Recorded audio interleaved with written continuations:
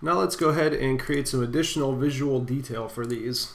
So if we go into our deformers, we could just undock that.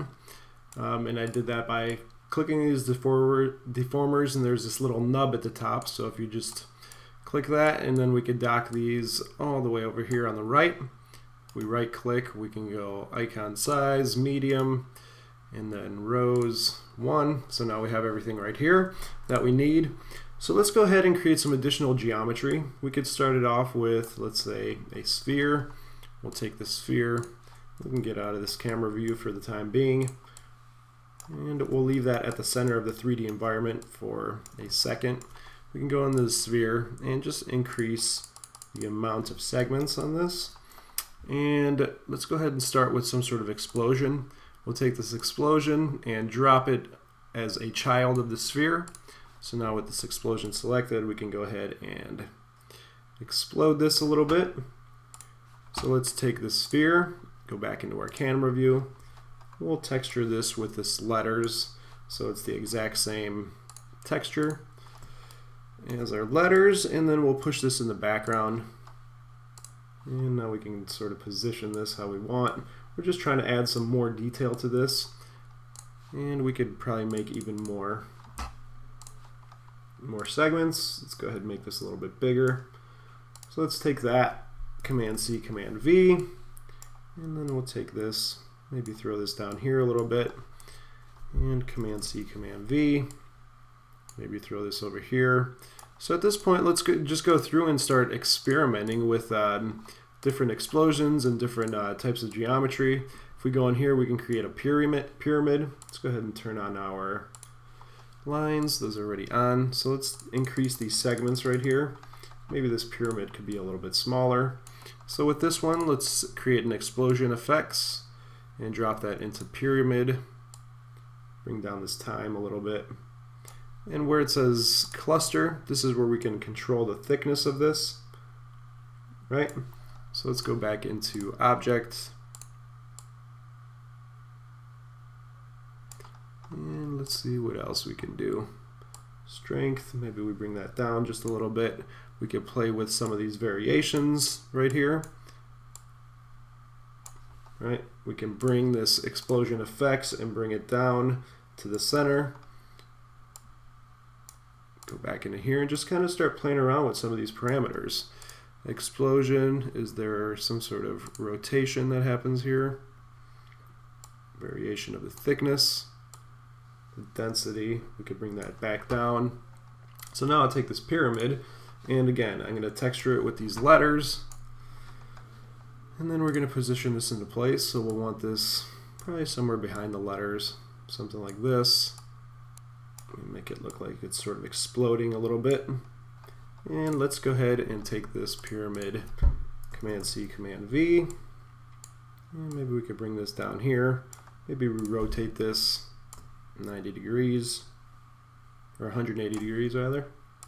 Something like that. And that's looking pretty good. So what about if we created some additional geometry here? Let's go ahead and create some kind of plane or something. And at this point, it's just really up to you how you're gonna, how you're gonna embellish your scene. So I'll just create a plane, and then I'm gonna come into this plane, and I'll change the width segments one by one. So it's this really small thing happening. Zoom into here. And I'm gonna use some sort of MoGraph cloner. So I'll go to MoGraph cloner. I'll drop this plane inside of here. And then this cloner is going to duplicate by default in the y-axis. So we can take this, bring that closer together. We can make additional copies of this, something like that. And then with this cloner, we're going to drop this material back onto here. And with this cloner selected, let's just go MoGraph effector. We'll go random effector. Now what that does, right now the position is enabled. So that effector, as soon as this, you have to have this cloner selected when you add this random effector. In this cloner, you can see that this random effector is affecting it. So let's go back into random. We'll go ahead and check this position. We could start playing around with some of these position parameters. If we wanted to bring these closer together, we can affect the rotation of all these. Maybe these are rotating out slightly, something like that. And then we could take this cloner and we can position this where we want it in space. Right? Just kind of adding a little bit more visual interest to the scene. All right, perfect. So now let's organize our scene. I'm going to take all these little things and I'm going to just call this extras. And I'll just drop this inside where the letters are. I'll rename letters Geo for geometry. And the last thing I'm going to do here is I'm going to go ahead and add some sort of light bulbs to this. So I have this model that I created of this light bulb.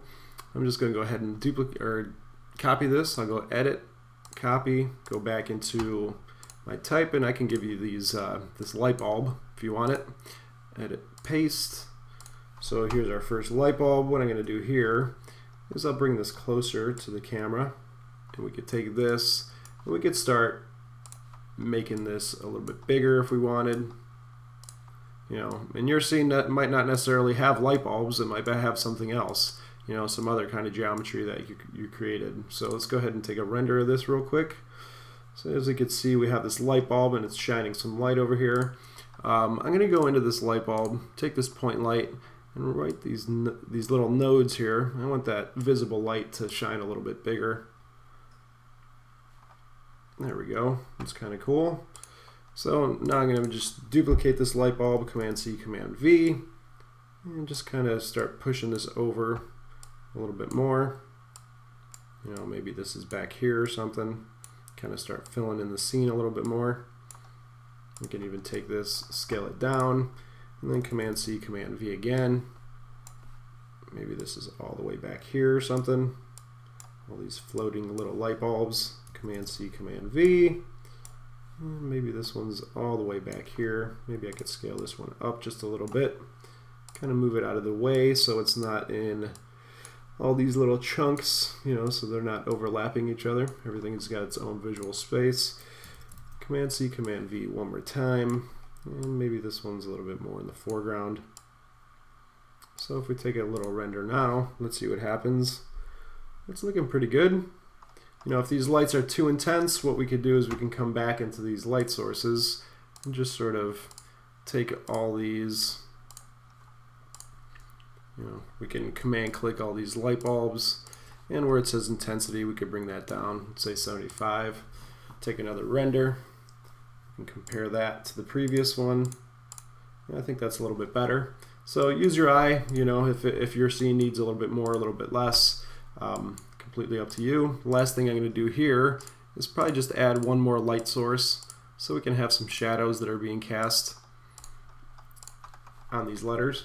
So let's go ahead and create a light, and this light we can move over, move it up, move it in front of our letters here. So I'll take this, push it out over here, maybe push this up this way, and this light I'm going to add some sort of like yellowy, orangey type of light here.